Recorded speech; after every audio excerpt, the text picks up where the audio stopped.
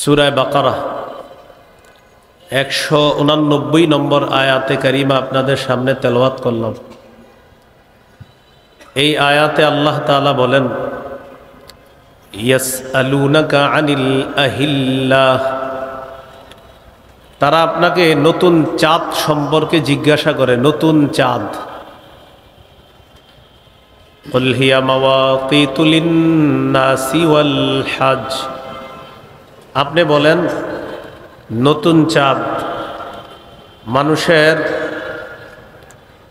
বিভিন্ন আমলের হিসাব রাখার জন্য, বিশেষ করে হজের সময় নির্ধারণ করার জন্য হলো নতুন চাঁদ। তারা আপনাকে চাঁদ সম্পর্কে জিজ্ঞাসা করে। আপনি বলেন চাঁদ হলো মানুষের বিভিন্ন কাজের সময় নির্ধারণ করার জন্য, বিশেষ করে হজের সময় নির্ধারণ করার জন্য চাঁদ। এটা শাবান মাস। শাবান মাসের হিসাবগুলা গনে গনে গণনা করা।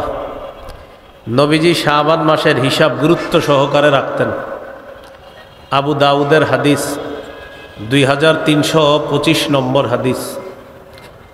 আয়েশা সিদ্দিকা রাদিয়াল্লাহু তাআলা আনহার বর্ণনা, তিনি বলেন, কানা রাসূলুল্লাহ সাল্লাল্লাহু আলাইহি ওয়াসাল্লাম ইয়াতাহাফফাজু মিন শাবান মা লা ইয়াতাহাফফাজু মিন গায়রিহি।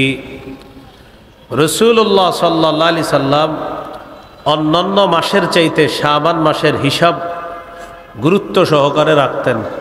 ভালো করে এটার হিসাবটা গণনা করে রাখতেন।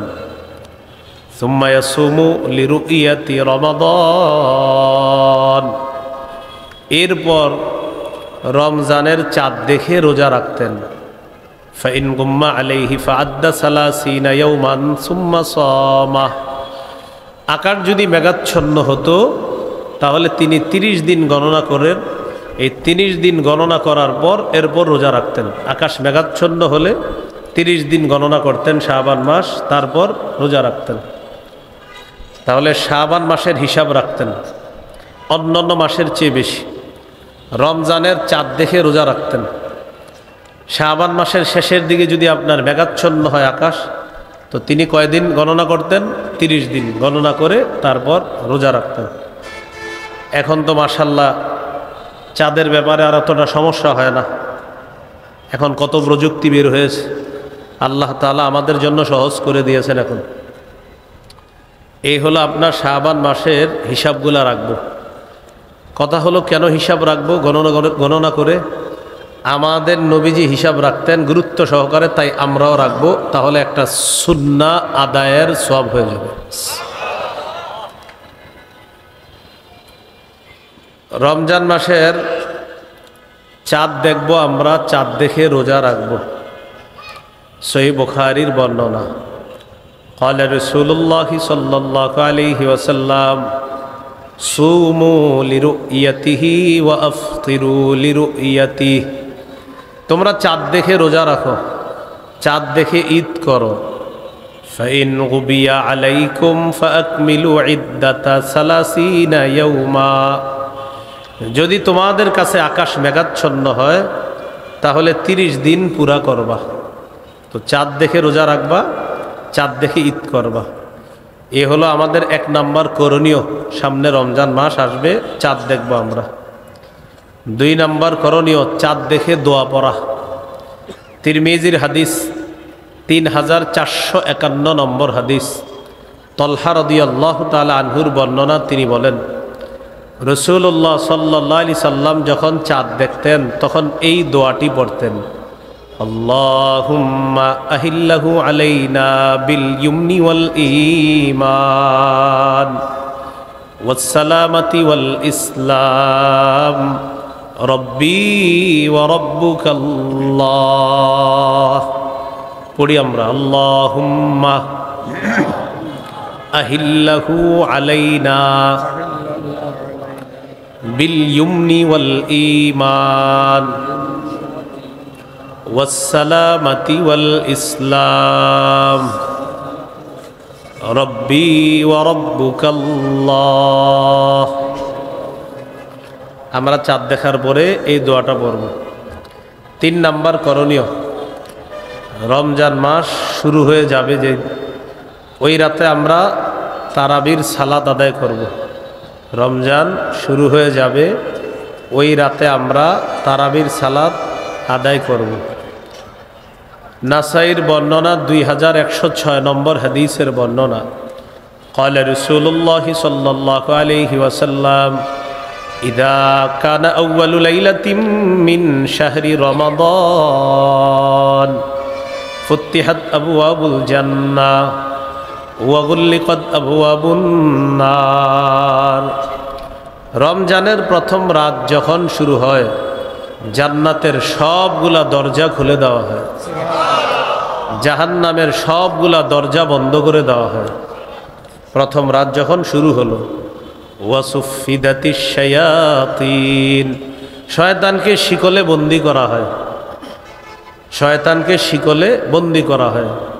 এরপরেও রমজানে গুনাহ কেন করি আমরা? অভ্যাসগত গুনাহ করি। ওই 11 মাসের অভ্যাস, রমজানে সেই অভ্যাসগত গুনাহ আমাদের হয়ে যায়। তো রাত্রি শুরু হয়ে গেল, রমজান মাস শুরু হলো। প্রথম রাতে তারাবির নামাজ আদায় করবেন।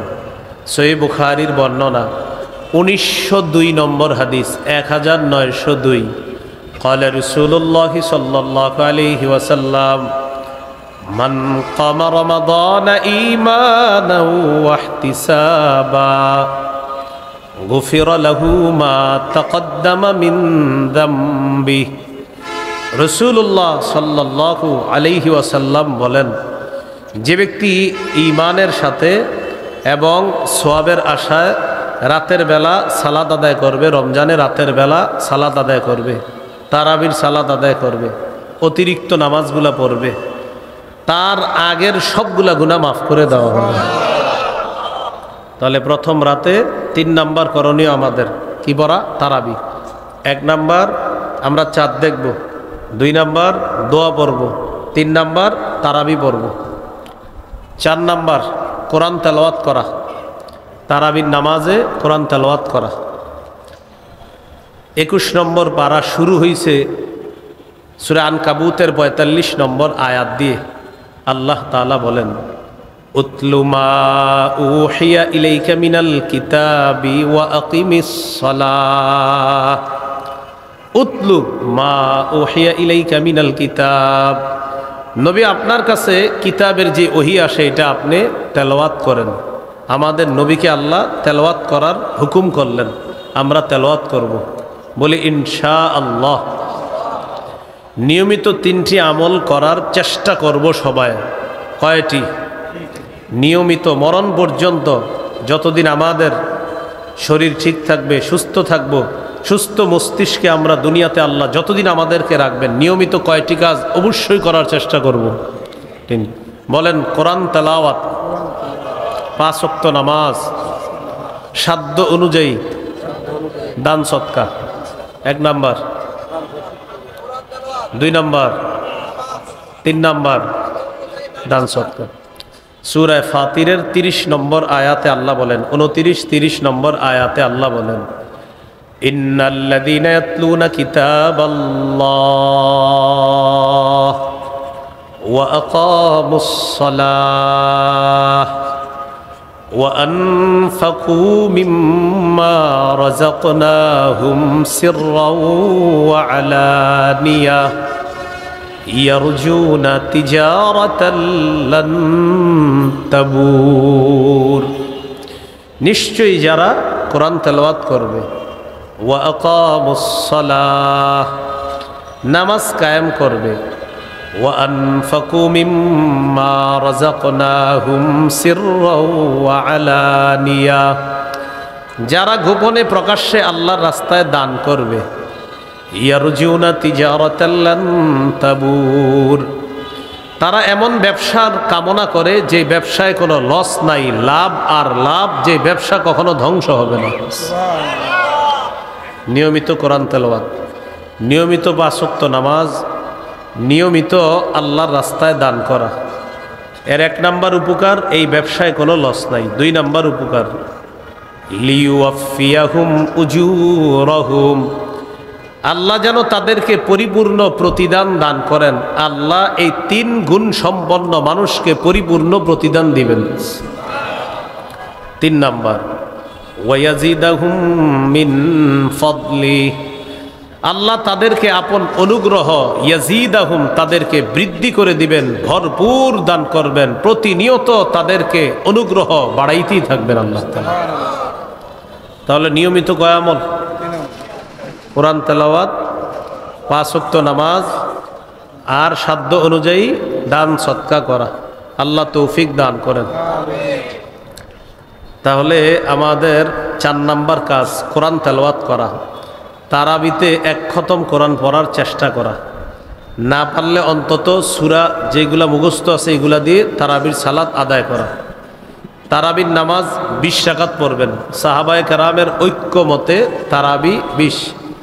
এই 20 রাকাতের উপর সাহাবায়ে কেরামের ইজমা, ঐক্যমত। ইসলামী শরীয়তের মূল দলিল হলো 4টা, কোরআন সুন্নাহ। 3 নাম্বার হলো কোরআন সুন্নাহ থেকে উৎসারিত ইজমা। 4 নাম্বার কোরআন সুন্নাহ থেকে উৎসারিত কিয়াস। মূল দলিল 2টা, কোরআন সুন্নাহ। এই 2টা থেকে আরো 2টা বের হয়, ইজমা, কিয়াস। এই মূল হলো কয়টা? 4টা।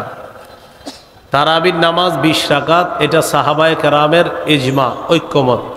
20 রাকাত তারাবি ধীরস্থিরভাবে আমরা পড়ার চেষ্টা করব। আল্লাহ তৌফিক দান করেন। তো 3 নাম্বার তারাবি, 4 নাম্বার তেলাওয়াত। তেলাওয়াত করব তো আমরা ইনশাআল্লাহ। আল্লাহ তৌফিক দান করেন। তিরমিজির হাদিস, 2909 নম্বর হাদিস।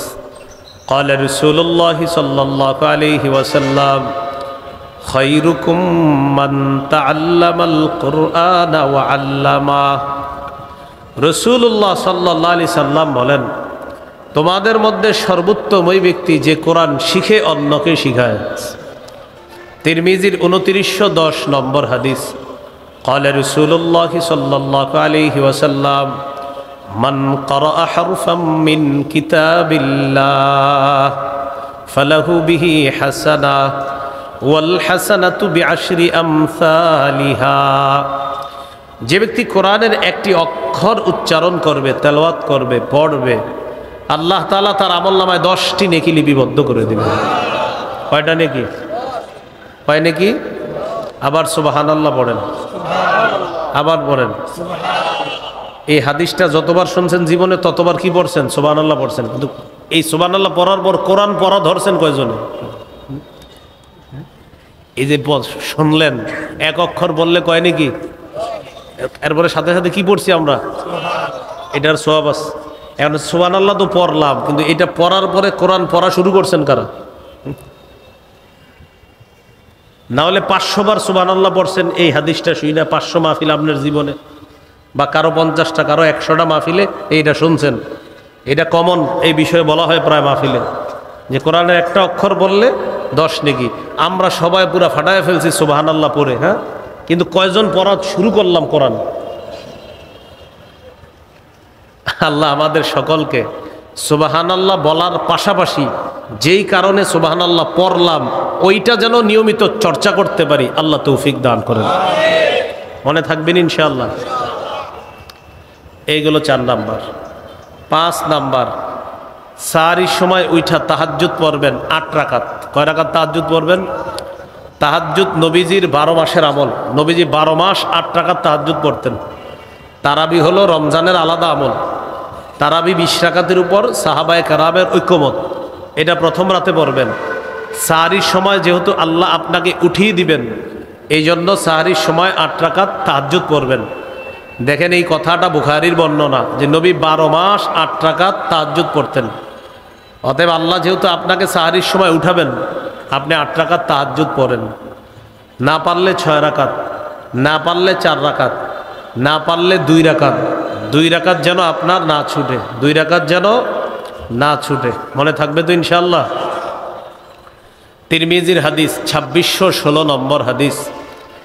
এই হাদিসের মধ্যে আছে কল্যাণের অনেকগুলা দরজা, এর মধ্যে উল্লেখযোগ্য কল্যাণের দরজা 3টা।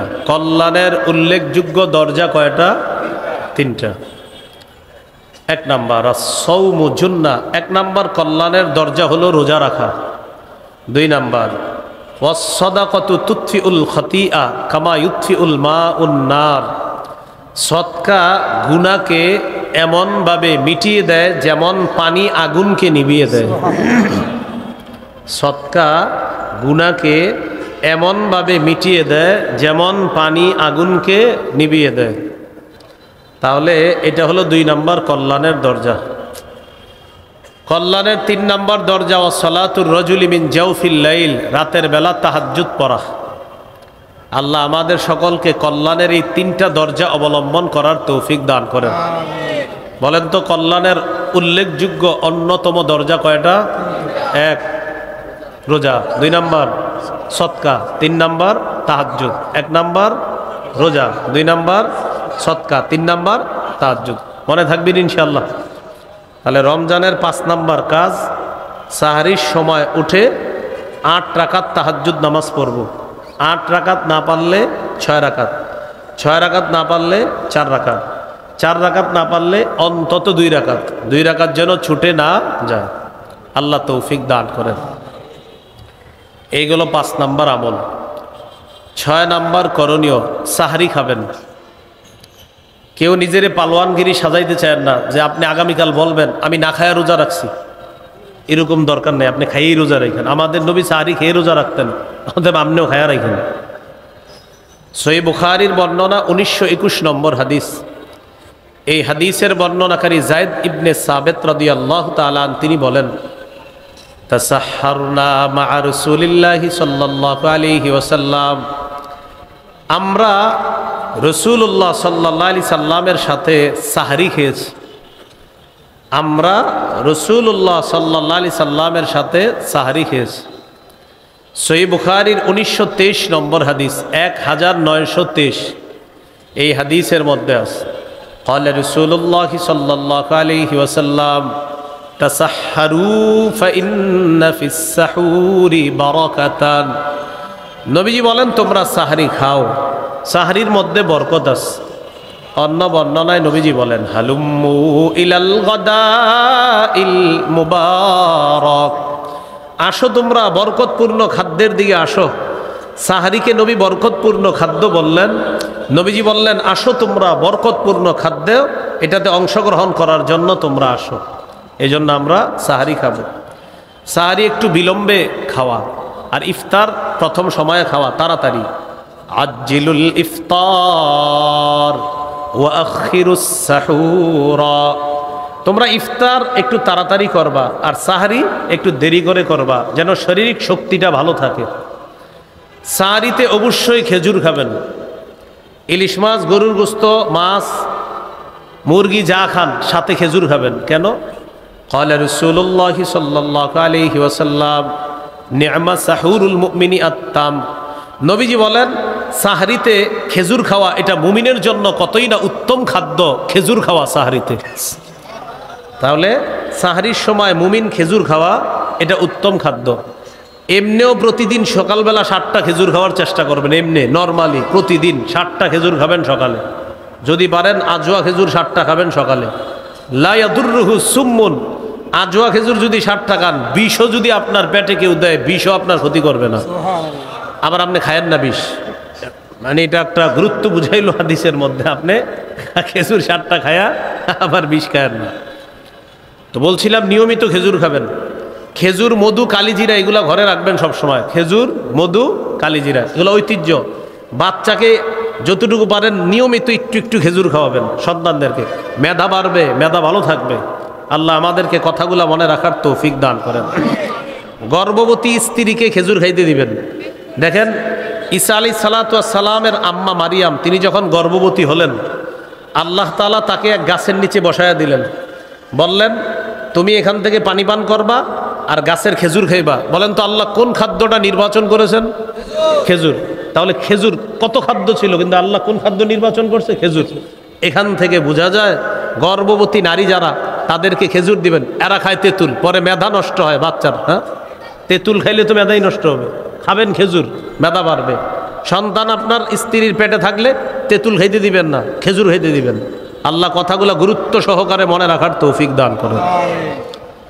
তাহলে আসেন মূল আলোচনায় চলে আসি।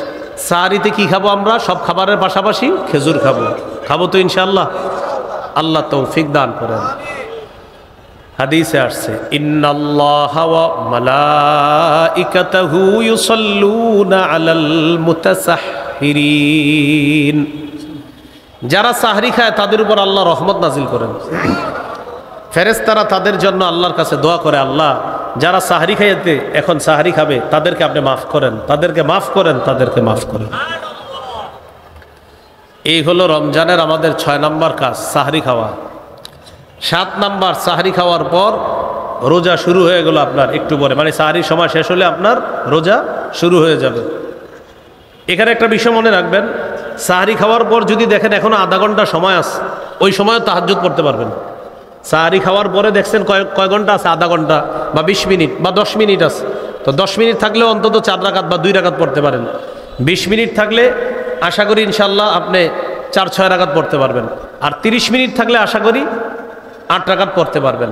আর যদি আরও একটু বেশি সময় চান, আপনি আলাম তারা থেকে যদি নাস পর্যন্ত সূরাগুলা এগুলা দিয়ে পড়লে আপনার ওই 30 মিনিটে মোটামুটি 4 রাকাত, 6 রাকাত, 8 রাকাত পড়া যাবে ইনশাআল্লাহ। আর যদি মনে করেন না আমি নামাজ একটু লম্বা করব, ইয়াসিন পড়ব, মুলক পড়ব, তাহলে 2 রাকাত 4 রাকাত আপনি পড়তে পারেন। তাহলে কি শিখলাম? তাহাজ্জুদের সম্পর্ক সাহারি খাওয়ার সাথে না, সময়ের সাথে। সময় যতক্ষণ আছে তাহাজ্জুদ পড়া যাবে, কারণ আপনি আগেও খাইতে পারেন, পরেও খাইতে পারেন, সেটা আপনার ইচ্ছা। আল্লাহ আমাদেরকে কথাগুলা গুরুত্ব সহকারে বুঝে মনে রেখে আমল করার তৌফিক দান করেন। তাহলে 6 নাম্বার সাহারি খাওয়া। 7 নাম্বার রোজা শুরু হয়ে গেল আপনার।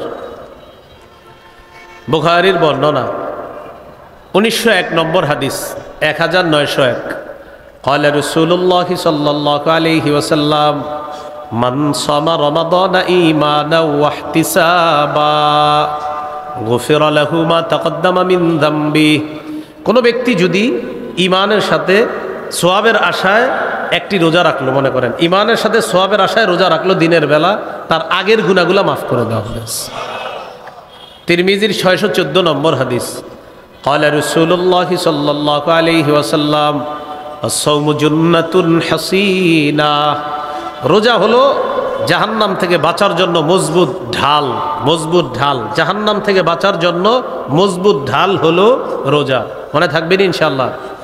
ভাই আপনাদেরকে একটা কথা বলি, তিরমিজির 723 নম্বর হাদিসে আসছে, কেউ যদি ইচ্ছাকৃতভাবে একটা রোজা ভেঙে ফেলে, ইচ্ছাকৃতভাবে একটা রোজা রাখলো না, সে যদি সারা জীবনও রোজা রাখে ওই একটার মতো হবে না।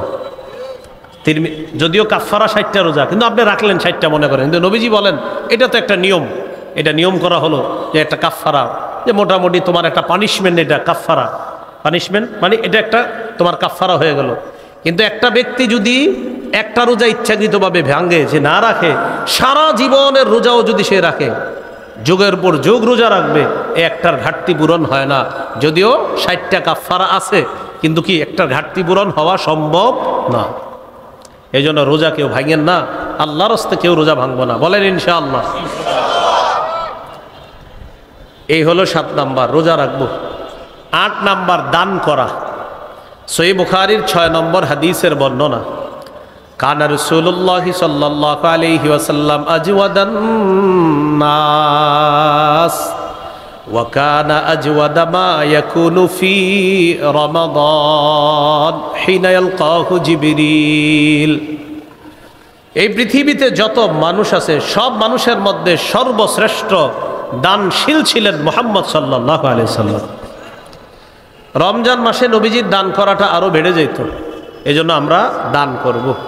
সূরা মুনাফিকুনের 10 নম্বর আয়াতে আল্লাহ বলেন, ওয়ানফিকু মিম্মা রাযাকনাকুম মিন ক্বাবলি আইয়াতিয়া আহাদাকুমুল মাউত। আল্লাহ তাআলা বলেন, তোমাদের কারো কাছে মৃত্যু আসার আগেই তোমরা আমার দেওয়া রিজিক থেকে খরচ করো। তোমাদের কাছে মৃত্যু আসার আগে আমার দেয়া রিজিক থেকে তোমরা খরচ করো, দান করো। তাহলে রমজান মাসে ইনশাল্লাহ দান করব, বলেন ইনশাআল্লাহ। এগুলো 8 নাম্বার। 9 নাম্বার করণীয়, বলেন নফল ইবাদত বেশি বেশি করব, বলেন ফরজ তো ছাড়ার প্রশ্নই আসে না। নফল ইবাদত বাড়িয়ে দিব। তাহলে রমজান মাসে ফরজ তো ছাড়ার প্রশ্নই আসে না, নফল ইবাদত কি করব? বাড়িয়ে দিব। করবো তো ইনশাআল্লাহ। আবু দাউদের 864 নম্বর হাদিস, এই হাদিসের মধ্যে আছে قال رسول الله صلى الله عليه وسلم إن أول ما يحاسب الناس به يوم القيامة من أعمالهم الصلاة। কিয়ামতের ময়দানে, কিয়ামতের দিন মানুষের আমলের মধ্যে সর্বপ্রথম হিসাব হবে নামাজের। কিয়ামতের দিন মানুষের আমলের মধ্যে সর্বপ্রথম হিসাব হবে নামাজের। আর বান্দার হকের ক্ষেত্রে সর্বপ্রথম হিসাব হবে রক্তের। আমি ওনারে একটা ঘুষি মারছি, এটা বান্দার হক নষ্ট করা। আমি তার রক্তপাত ঘটাইছি, এটা বান্দার হক নষ্ট করা। আল্লাহর হকের ক্ষেত্রে সর্বপ্রথম হিসাব হবে নামাজের, আর বান্দার হকের ক্ষেত্রে সর্বপ্রথম হিসাব হবে রক্তের। ভাই, আল্লাহর হকের ক্ষেত্রে সর্বপ্রথম হিসাব হবে নামাজের, আর বান্দার হকের ক্ষেত্রে সর্বপ্রথম হিসাব হবে রক্তের। একজন আরেকজনের রক্তপাত ঘটাইছে অন্যায়ভাবে, এটার হিসাব হবে। তো যাই হোক, কিয়ামতের ময়দানে সর্বপ্রথম আমলের মধ্যে নামাজের হিসাব হবে। তো নামাজের হিসাব যখন হবে, ফাইন কানাত তাম্মা কুতিবাত লাহু তাম্মা, নামাজ যদি পরিপূর্ণ হয় তাহলে লেখা হবে পরিপূর্ণ। সুবহানাল্লাহ। নামাজ যদি পরিপূর্ণ হয় লেখাও হবে পরিপূর্ণ। ওয়া ইন কানা ইনতাকাসা মিনহা শাইআ, ফরজের মধ্যে যদি কিছু ঘাটতি হয়ে যায়, কিছু ত্রুটি হয়ে যায়, ফরজের মধ্যে কিছু ঘাটতি হয়ে যায়,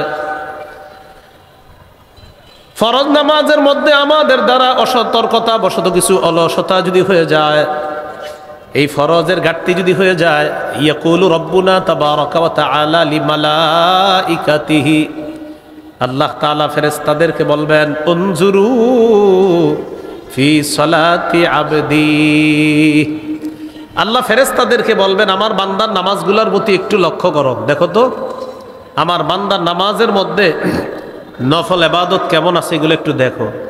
আতিম্মু ফরিদাতাহু মিন তাতাব্বুইহি, তার নফলের মাধ্যমে ফরজের ঘাটতি পূরণ করে দাও। তাহলে রমজান মাসে নফল ইবাদতের মাত্রা বাড়িয়ে দিব, বলেন ইনশাআল্লাহ। 10 নাম্বার করণীয়, ভালো কাজ যত বেশি করব। 10 নাম্বার, ভালো কাজ বেশি বেশি করব। সূরা কাহফের মধ্যে আল্লাহ বলেন, ইন্নাল্লাযীনা আমানু ওয়া আমিলুস সালিহাত কানাত লাহুম জান্নাতুল ফিরদাউসি নুজুলা, নিশ্চয়ই যারা ঈমান আনে নেক কাজ করে তাদের জন্য মেহমানখানা হিসাবে জান্নাতুল ফেরদাউস। সুবহানাল্লাহ। ঈমান আনে নেক কাজ করে মেহমানখানা হিসাবে জান্নাতুল ফেরদাউস। সূরা কাহফের 110 নম্বর আয়াতে আল্লাহ বলেন, ফামান কানা ইয়ারজু লিকা রাব্বিহি ফালইআমাল আমালান সালিহা, যে ব্যক্তি তার রবের সাক্ষাৎ কামনা করে সেজন্য নেক কাজ করে। ওয়ালা ইউশরিক বিইবাদাতি রাব্বিহি আহাদা, তার রবের ইবাদতে যেন কাউকে শরীক না করে। সূরা তাগাবুনের 9 নম্বর আয়াত, 28 পারা 16 নম্বর পৃষ্ঠাে আল্লাহ বলেন, ওয়ামাই ইউমিন বিল্লাহ ওয়া ইয়ামাল সালিহা ইউকাফির আনহু সাইয়্যাতিহি ওয়া ইউদখিলহু জান্নাতিন তাজরি মিন তাহতিহাল আনহার খালিদিনা ফিহা আবাদা যালিকাল ফাউজুল আযীম।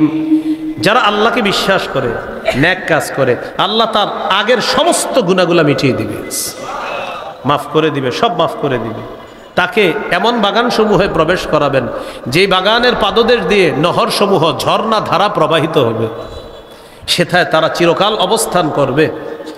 এটাই চূড়ান্ত সফলতা। তাহলে 10 নাম্বার ভালো কাজ বেশি করা। 11 নাম্বার বলেন বেশি বেশি দোয়া করা। কি করা? আমিও আপনাদের জন্য দোয়া করব, আপনারাও আমার জন্য করবেন। অনুরোধ ইনশাল্লাহ। সবাই সবার জন্য করব ইনশাল্লাহ। সবাই সবার আত্মীয় স্বজনের জন্য দোয়া করব ইনশাআল্লাহ। হাদিসে আছে, ওয়ালিল্লাহি উতাকাউ মিনান নার ওয়া যালিকা ফি কুল্লি লাইলা, রমজানের প্রতি রাতে অসংখ্য অগণিত জাহান্নামীকে জাহান্নাম থেকে মুক্তি দেওয়া হয়। তো দোয়া করবেন, আল্লাহ আমার কেউ জাহান্নামী আছে কিনা আমার জানা নাই, আল্লাহ থেকে থাকলে আপনি মুক্তির ব্যবস্থা করে দেন। দোয়াটা করা যাবেন ইনশাআল্লাহ। আর দুটি দোয়া বেশি বেশি করবেন, পড়ি আমার সাথে। আল্লাহুম্মা ইন্নী আসআলুকাল জান্নাহ ওয়া আউযু বিকা মিনান নার। হে আল্লাহ, আপনার কাছে জান্নাত চাই, জাহান্নাম থেকে পানা চাই। এই দুটি দোয়া বেশি বেশি করব ইনশাআল্লাহ। আল্লাহ তাআলা বলেন, ওয়াকালা রাব্বুকুম উদউনি আস্তাজিব লাকুম। তোমাদের রব বলেন, তোমরা আমাকে ডাকো, আমি সাথে সাথে তোমাদের ডাকে সাড়া দিই। সুবহানাল্লাহ। দোয়া করবো তো ইনশাআল্লাহ। তাহাজ্জুদের সময় একটু আমার নামটা নিয়েও দোয়া চাই আপনাদের কাছে, করবেন নি? আল্লাহ কবুল করেন, আল্লাহ তৌফিক দান করেন, আমার জন্য দোয়া করার তৌফিক দান করেন। আমিনের মিটার কমে গেছে, সবাই টেনশনে যে এতগুলা মানুষ দোয়া করবো, এটা কোনো কথা নাকি? সবাই সবার জন্য দোয়া, দোয়া যত বেশি করা যায় প্রত্যেকে প্রত্যেকের জন্য, আমি আপনার জন্য, আপনি আমার জন্য। এখন একটা হাদিস শোনাইলে তখন দোয়াটা আমার জন্য বাড়াবেন, আমি জানি। হাদিসে আসছে কেউ যদি অপরের জন্য দোয়া করে, আমি যদি বলি আল্লাহ গাজী সাহেবকে আপনি মাফ করে দেন, বলেন আমিন। আমি যদি বলি আল্লাহ তাদেরকে আপনি মাফ করে দেন, তারা অনুপস্থিত, আল্লাহ গাজীপুরের অমুককে আপনি মাফ করেন, আমি বললাম অমুকের জন্য, একজন ফেরেশতা বলে আল্লাহ আপনি তাকে মাফ করেন। এই আমার কাঁধের কাছে একজন ফেরেশতা থাকে, আমি যখন বলি আল্লাহ অমুককে আপনি মাফ করেন, ফেরেশতা বলে আল্লাহ আপনি তাকে মাফ করেন, তাকে মাফ করেন। তাহলে এইবার বুঝেন, করবেন নি দোয়া? যত দোয়া করবেন ফেরেশতা আপনার জন্য ততবার দোয়া করবে। আল্লাহ আমাদের সকলকে কথাগুলা মনে রাখার তৌফিক দান করেন। 11 নম্বর করণীয়। 12 নম্বর জিকির করা। কি করা? 4টি জিকির বেশি বেশি করার চেষ্টা করব। ক্বালা রাসূলুল্লাহি সাল্লাল্লাহু আলাইহি ওয়াসাল্লাম আহাব্বুল কালামি ইলাল্লাহি আরবাউন। রাসূলুল্লাহ সাল্লাল্লাহু আলাইহি সাল্লাম বলেন, আল্লাহর কাছে সবচেয়ে পছন্দের বাক্য হলো 4টি। সবচেয়ে পছন্দের বাক্য কয়টি? বলেন। সুবহানাল্লাহ, আলহামদুলিল্লাহ, লা ইলাহা ইল্লাল্লাহ, আল্লাহু আকবার। তাহলে সবাই সুবহানাল্লাহ, আলহামদুলিল্লাহ, লা ইলাহা ইল্লাল্লাহ, আল্লাহু আকবার। এবার আমার সাথে বলেন, বিশুদ্ধভাবে, বিশুদ্ধ উচ্চারণে, ধীরস্থিরভাবে এই 4টি জিকির আমরা করব ইনশাআল্লাহ। অশুদ্ধভাবে, হ্যাঁ, অশুদ্ধ উচ্চারণে, তাড়াতাড়ি। তাহলে বিশুদ্ধভাবে, বিশুদ্ধ উচ্চারণে আর ধীরস্থিরভাবে, তাড়াহুড়া করানো। আপনি সুবহানাল্লাহ 10 বার পরে আস্তে আস্তে, সুবহানাল্লাহ, সুবহানাল্লাহ, সুবহানাল্লাহ। রমজানে রাতে একা একা এইভাবে আস্তে আস্তে পড়েন, দেখবেন কি মজা লাগে, আল্লাহ মজা দিয়ে দিবেন ইনশাআল্লাহ। তাহলে 12 নাম্বার জিকির করা, করবো তো ইনশাআল্লাহ। 13 নাম্বার ইফতার করা। এ তো সারাদিন কাটাইলেন, রোজা শেষ করবেন, এখন 13 নাম্বার ইফতার করা। 14 নাম্বার ইফতার করানো। 13 নাম্বার ইফতার করা, 14 নাম্বার ইফতার করানো। আপনার প্রতিবেশী যদি ধনীও হয়, তার জন্য মাঝে মাঝে ইফতার পাঠাবেন। গরিবদেরকে তো পাঠাবেনি, ধনী প্রতিবেশীকেও পাঠাবেন, রোজাদারকে ইফতার করানোর সব কামাই করার জন্য, হ্যাঁ, পাঠাবেন।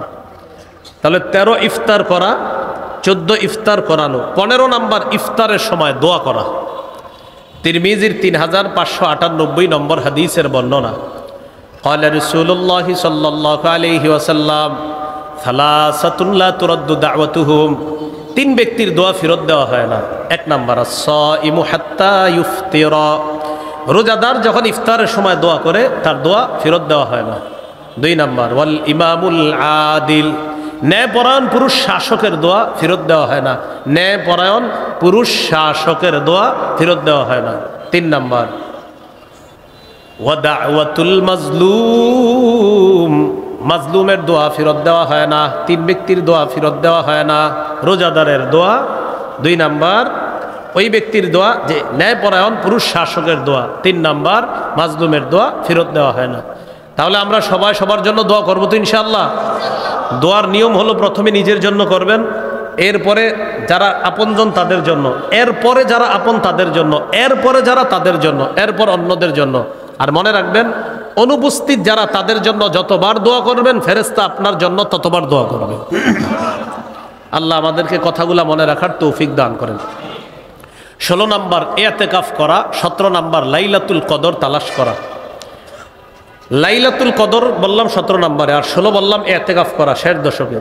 যারা লাইলাতুল কদর পেতে চান সহজে, তাদের সহজ উপায় হলো ইতিকাফ করা। সহজ উপায় কি করা? ইতিকাফ করা। সহিহ বুখারীর বর্ণনা 2033 নম্বর হাদিস।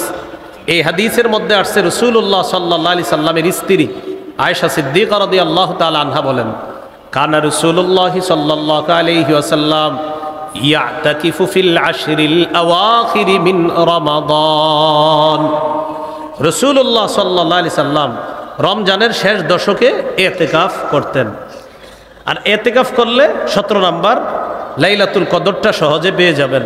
সূরা কদরের 3 নম্বর আয়াতে আল্লাহ বলেন, লাইলাতুল কদরি খায়রুম মিন আলফি শাহ। কদরের রাত্রি 1000 মাসের চাইতে উত্তম। 21, 23, 25, 27, 29 বেজুর রাত্রিগুলোতে লাইলাতুল কদর তালাশ করা। বুখারীর একটা বর্ণনা, ইবনে আব্বাস রাদিয়াল্লাহু তাআলা আনহুমার বর্ণনা, তিনি 24তম রাতের কথাও বলছে। কত? 24, 21, 23। ইবনে আব্বাসের একটা বর্ণনা আছে, উনি বুখারীর বর্ণনা, উনি বলছে কত? 24ও বলছে। তাহলে 21, 23, 24, 25, 27, 29 এই রাত্রিগুলোতে আমরা লাইলাতুল কদর তালাশ করব। বলেন ইনশাআল্লাহ। 18 নাম্বার সদকাতুল ফিতির আদায় করা। কি আদায় করা? সদকাতুল ফিতির আদায় করে দেওয়া। ওলামায়ে কেরামের সাথে পরামর্শ করে সদকাতুল ফিতিরটা আমরা আদায় করে দেওয়ার চেষ্টা করব। বলেন ইনশাআল্লাহ। এই 18টা মৌলিক করণীয় বললাম, এগুলা মনে রেখে ইনশাআল্লাহ আমরা আমল করব। এটা হলো আজকের আলোচনার প্রথম পাঠ। দ্বিতীয় পাঠটা সংক্ষেপে বলি, বর্জনীয়। রমজান মাসে বর্জনীয়। 1 নাম্বার বর্জনীয়, ঝগড়া বিবাদ বর্জন করা। কি বর্জন করা? ঝগড়া বিবাদ বর্জন করা। ঝগড়া করা যাবে না। সহিহ বুখারীর বর্ণনা 1904 নম্বর হাদিস, 1904। এই হাদিসে আসছে, ইদা কানা ইয়াউমু সৌমি আহাদিকুম, ইদা কানা ইয়াউমু সৌমি আহাদিকুম। তোমাদের কারো রোজার দিনের বেলা যদি কেউ রোজা রাখো আর দিনের বেলা সে কি করবা না? ফালা ইয়ারফুস ওয়ালা ইয়াসখাব। অশ্লীল কথা, কর্ম, কাজ, মন্দ কিচ্ছু করবা না, বলবা না। ফাইন সাব্বাহু আহাদুন, কেউ যদি তাকে গালি দেয়, আও কতালাহু, তার সাথে লড়াই করে, রোজাদারের সাথে যদি কেউ ঝগড়া করতে আসে, ফাল্যাকুল, সেজন্য বলে, ইন্নী সাইম, আমি রোজাদার। বুখারীর অন্য বর্ণনা আসছে সেজন্য 2 বার বলে, ইন্নী সাইম, ইন্নী সাইম। তাহলে আমাদের সাথে রোজা রাখা অবস্থায় কেউ যদি ঝগড়া করতে আসে, আমরা 2 বার বলবো, আমি রোজাদার, আমি রোজাদার। মনে থাকবেন ইনশাআল্লাহ। তাহলে ঝগড়া পরিহার করা, এটা 1 নাম্বার বর্জনীয়। 2 নাম্বার বর্জনীয়, রমজানে অনর্থক কথাবার্তা বলা যাবে না।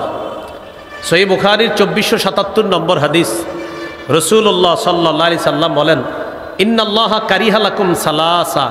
আল্লাহ তোমাদের জন্য 3টি বিষয় অপছন্দ করেছেন। বলেন তো আল্লাহ আমাদের জন্য কয়টি বিষয় অপছন্দ করেছেন? 1 নম্বর কিলা ওয়া কল, অনর্থক কথা। 2 নাম্বার ওয়া ইদাআতাল মাল, সম্পদ নষ্ট করা। 3 নাম্বার ওয়াকাসরাতাস সুআল, অনর্থক প্রশ্ন করা, খালি প্রশ্ন করে আজাইরা, বেশি প্রশ্ন, এগুলো আল্লাহ অপছন্দ করেছেন। তাহলে 1 নাম্বার অনর্থক কথা বলা যাবে না। 2 নাম্বার সম্পদ অপচয় করা যাবে না। 3 নাম্বার বেশি বেশি অনর্থক প্রশ্ন করা যাবে না। তো যাই হোক, হাদিস 1 নাম্বার জানলাম আপনার ঝগড়া পরিহার করা, 2 নাম্বার অনর্থক কাজকর্ম কথা পরিহার করা, 3 নাম্বার মিথ্যা পরিহার করা। ভাই কি পরিহার করা? সহিহ বুখারী 1903 নম্বর হাদিস, 1903। এই হাদিসটি মন দিয়ে শোনেন। নবীজি বলেন, মানলাম ইয়াদা কাউলাজ জুর, যে ব্যক্তি মিথ্যা কথা ছাড়তে পারল না, ওয়াল আমালা বিহি, যে ব্যক্তি মিথ্যা কথা ছাড়তে পারল না, মিথ্যার উপর কাজ করা ছাড়তে পারল না, ফালাইসা লিল্লাহি হাজাতুন ফি আইয়াদা তাআমা ওয়া শারাবা, সে খাবার না খাওয়াটা, পানি না খেয়ে রোজা রাখাটা, এতে আল্লাহ তাআলার কাছে তার কোনো গুরুত্ব নাই। সে যে সারাদিন না খেয়ে রোজা রাখতেছে, সে না খেয়ে রোজা রাখতেছে, তার এই না খাওয়াটা আল্লাহর কাছে তেমন গুরুত্ব নাই, কারণ সে মিথ্যা ছাড়তে পারে নাই। এই জন্য ভাই মিথ্যা কথা ছেড়ে দেওয়া। আপনি মিথ্যা ছাড়তে পারেন নাই আর রোজা রাখলেন, তো বলতেছে নবীজি তুমি খাইলা না, পান করলা না, তোমার এই না খাওয়া না আর না পান করা এটা কোনো গুরুত্ব রাখে না আল্লাহর কাছে, কারণ তুমি মিথ্যা কথা ছাড়তে পারো নাই। বলেন আমার সাথে, মিথ্যা কথা সমস্ত পাপের মা। বলেন তো সবাই, সমস্ত পাপের আম্মার নাম কি? মিথ্যা কথা। তাহলে 3 নাম্বার মিথ্যা পরিহার করা। 4 নাম্বার গীবত পরিহার করা। কি পরিহার করা? গীবত। আমাদের বিভিন্ন পার্সোনাল মজলিসগুলা ঘি ভাত দিয়ে শুরু হয়, হইতে হইতে এটা গীবতে চলে যায়। শুরু হয় ঘি ভাত দিয়ে, ঘি আর ভাত তো ভালো জিনিস, আস্তে আস্তে এটা চলে যায় গীবতের দিকে। শুরু হয় ঘি ভাত দিয়ে, শেষ হয় গীবতের দিক দিয়ে। এই জন্য অনেকে আমার উপর মাঝে মাঝে কষ্ট পায়, বিভিন্ন জায়গায় বসি না দেখা। আমি আমার নিজের আত্মরক্ষা করার জন্য আমি অনেক জায়গায় বসি না, আমার দ্বারাই মনে হয় গীবত শুরু হয়ে যাবে, কারণ শুরু হবে ঘি ভাত দিয়ে, শেষ হবে গীবত দিয়ে। এই জন্য আল্লাহর রাস্তে আমি কোথাও বসি না, বসার জন্য কোথাও কেউ রিকোয়েস্ট করেন না, তাই আমি খুশি হই। তো বলছিলাম 4 নাম্বার গীবত পরিহার করা। গীবত কি করা? পরিহার করা। এই যে 4টা কথা বললাম, ঝগড়া কি দিয়ে হয়? বলেন, ঝগড়া কি দিয়ে হয়? আচ্ছা, অনর্থক কথা কি দিয়ে হয়? মিথ্যা কথা কি দিয়ে হয়? গীবত কি দিয়ে হয়? মাশাআল্লাহ। তিরমিজি 2616 নম্বর হাদিস, নবী বলেন হালিয়াকুব্বুন নাস ফিন্নারি আলা হুজুহিহিম আও আলা মানাখিরিহিম ইল্লা হাসাইদু আলসিনাতিহিম। বেশিরভাগ মানুষ জাহান্নামে যাবে শুধু জিহ্বার অপরাধের কারণে, মাথাটা নিচে আর পাগুলা উপরের দিকে দিয়ে ধাক্কাইতে ধাক্কাইতে জাহান্নামে ফেলা হবে শুধু জিহ্বার অপরাধের কারণে। তিরমিজির 2410 নম্বর হাদিসের বর্ণনা, নবীজির সাহাবী সুফিয়ান রাদিয়াল্লাহু তাআলা নবীকে প্রশ্ন করলেন, মা আখওয়াফু মা তাখাফু আলাইয়া, হুজুর আমার ব্যাপারে সবচেয়ে বিপজ্জনক বিষয় কোনটা মনে করেন? নবীজি নিজের জিহ্বা মুবারক ধরে বললেন, হাযা, এটা এটা। এবার আপনারা দেখাবেন সবাই, বলেন তো আমাদের বিপজ্জনক অঙ্গ কোনটা? জিহ্বা। এবার আমার সাথে বলেন, ঝগড়া হয় কি দিয়ে? মিথ্যা হয় কি দিয়ে? অনর্থক কথা হয় কি দিয়ে?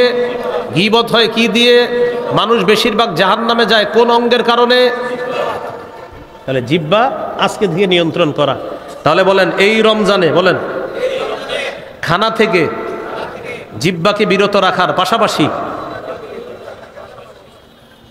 কথা থেকেও বিরত রাখবো।